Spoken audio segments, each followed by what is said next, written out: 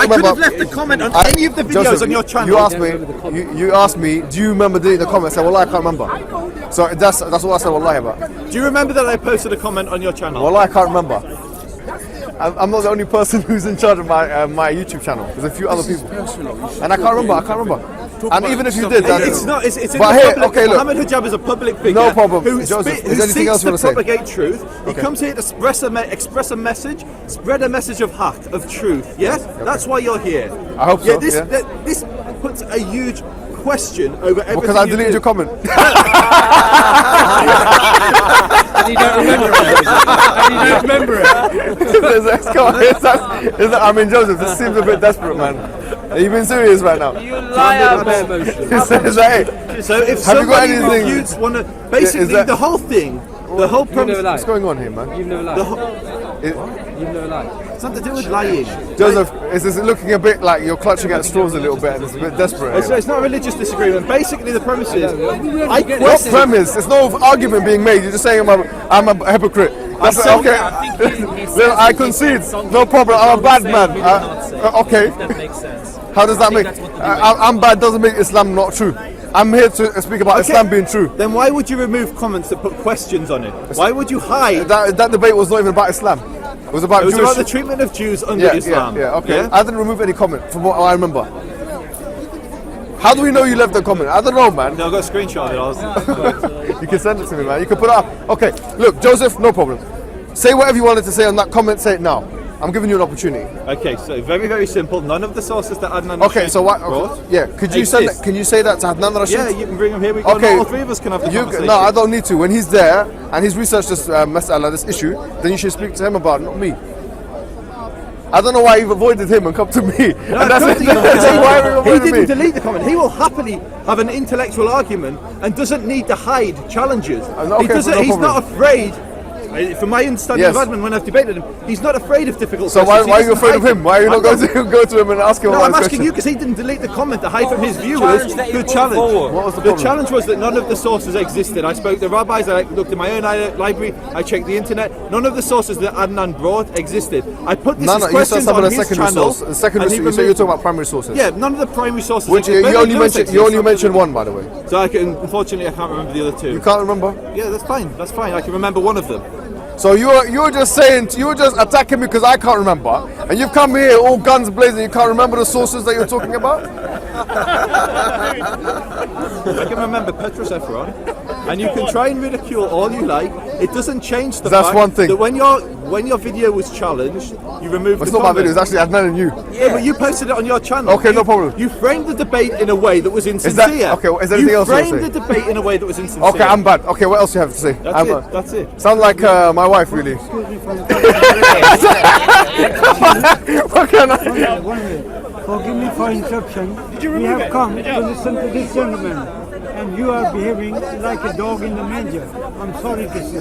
Oh, there's another one. Well done. Sorry to say. That's fine. If you're sorry, it's okay. I forgive you.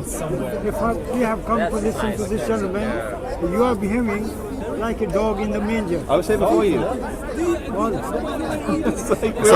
So Joseph, can you allow us to listen to him? do you want to talk about something meaningful? Yes. So I thought that was meaningful, but we can talk about something else. Because I'm not here to defend myself. If you want to say I'm a bad man, I'm happy to take on the chin. We can talk about how when Islam comes under attack, you will do everything to evade and to distract than deal with the actual accusation. So what's Islam? Is Islam Muslims? Are you talking about Islam? Talking about civilization, or I would talk more about civilization, like throughout history. But we can also talk about the actual religion itself, if you'd rather, whichever. But I would say whenever either of those come under attack, you will do everything in your power. Josie, you're a clever man. You're an individual that's done some education in this country. When you say the word Islam, and you refer to it as an inanimate, it's an entity, really. It's a set of ideas. Yeah, so you say it's like saying if Pythagoras' theorem comes under attack, Pythagoras' theorem attack and try and evade. It's not a living thing to react in that way, is it? It can only be enacted through people's actions, Muslims. Right? People defend their ideology. And if you're saying, I'm saying that your way of defending yours isn't sincere. No problem. I'm bad. No problem. There's many bad Muslims. I'm sure you'd agree. There's many bad Jews as well. Yeah. Yeah. Okay, so what's the discussion about? The discussion is about you propagating dawah. Okay. So it seems like you've got a gun with no bullets in it, and you're just shooting.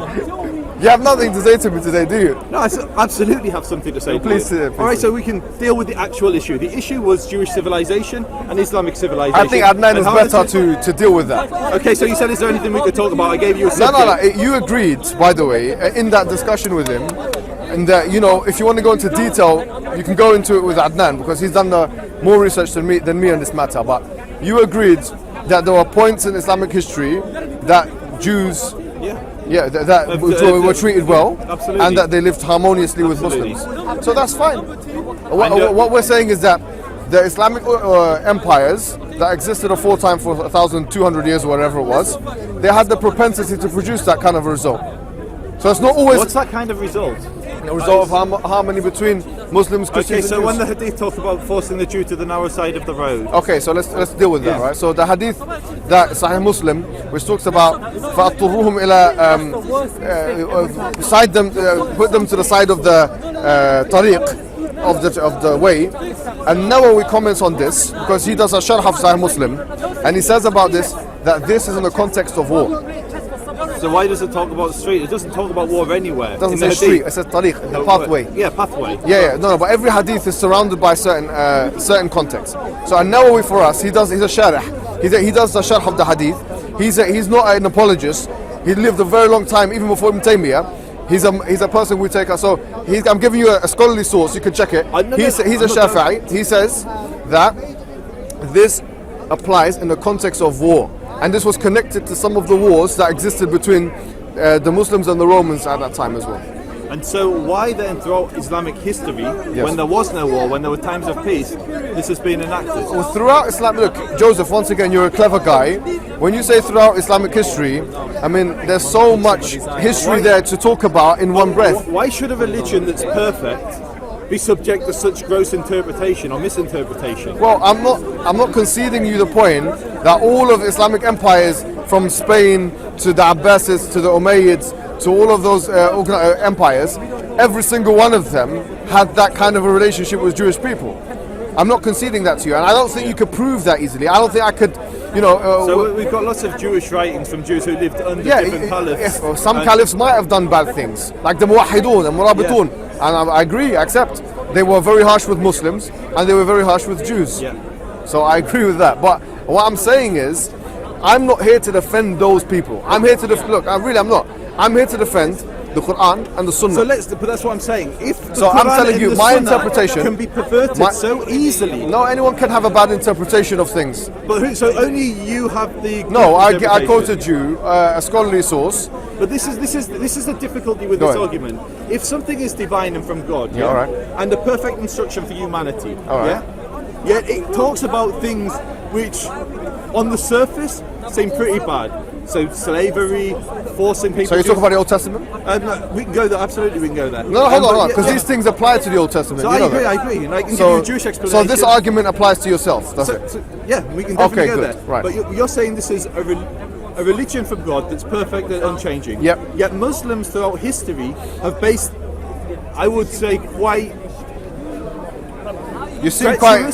What are you talking? Can you get to the point? I mean, we just gave an example of. And I've explained it. I say that I don't accept that interpretation. That's talking about war. It's talking about combat. And I've given you some scholarly sources. But there are many scholars who are more authoritative than you.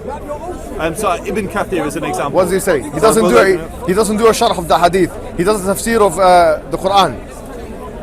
And Nawawi does a sharh of Sahih Muslim, so it's more applicable here. And by the way, Nawawi is more authoritative than Ibn Kathir when it comes to hadith because he was a muhaddith, whereas Ibn Kathir was a mufassir.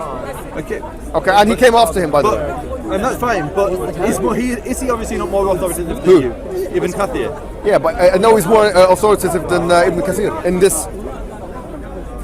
What I'm trying to say to you is, I'm not denying the. Look, before you do this, let me agree with you, right? Okay. There's verses of the Quran and ahadith that the Prophet narrated, which can be conceivably used, by jurists and lay people in order to create some kind of to create problems for different communities. Okay, and I think the same thing can be applied to every religion. I agree. And more specifically the Abrahamic ones, right? So, I would agree, and I think here's the distinction. And I'm just telling you, me personally, my personal opinion on that hadith is as follows: that it does not apply in a generic sense, even if Jews and Christians lived with underneath Islamic law. We could go through every single and one. I've given you my source, it's not from me. Jews being able to live in Mecca and Medina. We go to Muslims being able to capture slaves at time of war. Well, we could do with legalised rape. There's so many different areas which could be perceived by someone like you and myself as slightly problematic. So you said the third thing, let's just deal with the most egregious of those contentions, which is the third one you've mentioned, which can, I think, easily be repudiated. Rape. Yeah, so you said legalised rape. Yeah. So can you give me your source for this? So an example would be when you take a slave. A Muslim is allowed to have relations with his slave. Okay. And then there's a question on the status of the children. There's a question on... What is the question on the status of the children? No, you don't need your phone. Just I do need my phone because I don't want to say something incorrect. Okay, well, you've already done that. So okay, so you're saying that a Muslim Yep. is not allowed to have relations with a slave woman? What I'm saying, let's be very clear. You said legalization of rape.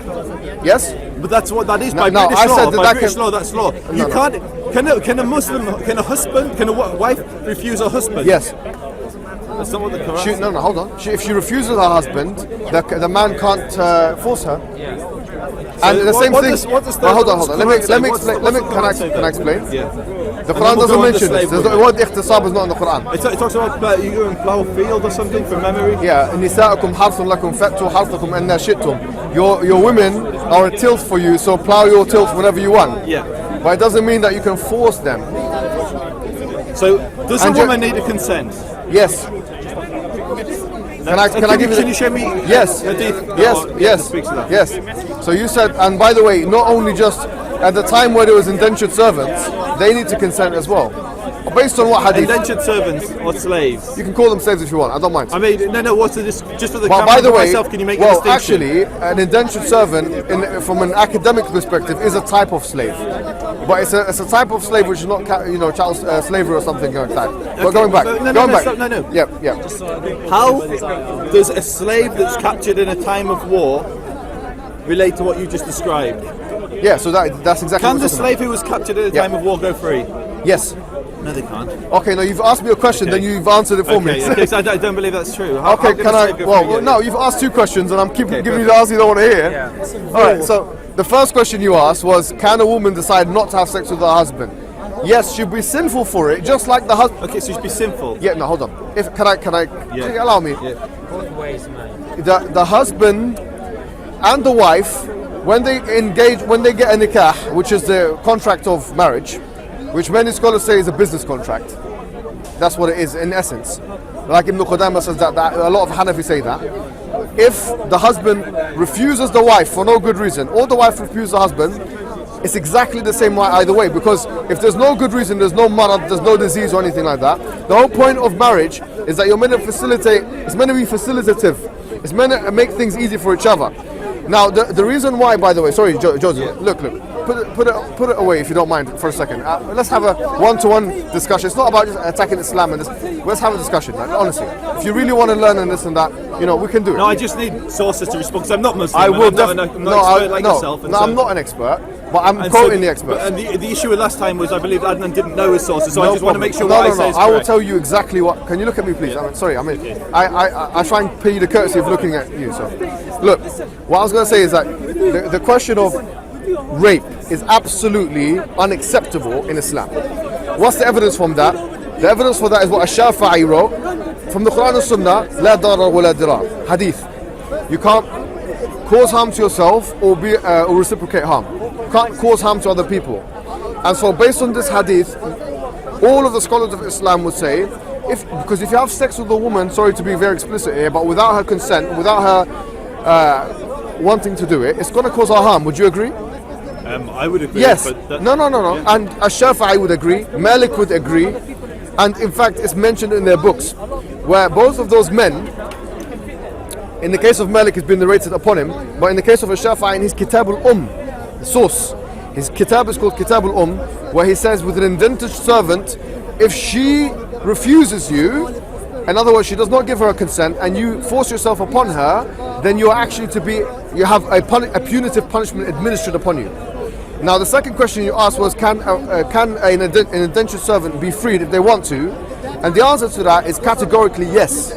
And what's the evidence for that? It's in chapter 24, verse 33, where Allah subhanahu wa ta'ala talks about mukataba. Now, what is mukataba? According to Al-Qurtubi, who is a Mufassir of the Quran in Spain, and one of the most authoritative in the Islamic history, he said that a mukataba, and he quoted some salaf, he quoted some sahabis. He said that, like Ibn Mas'ud and others, if someone who's living in the house of an individual wants to be freed and says, look, I don't want to be with you and I don't want to be in this setup anymore, and they go to Al-Qadi, which is a judge, and then they tell the judge, I don't want to be in this house anymore, and if they don't have a criminal record, in alima fihim khayra. And this is non-Muslims? Non-Muslims as well.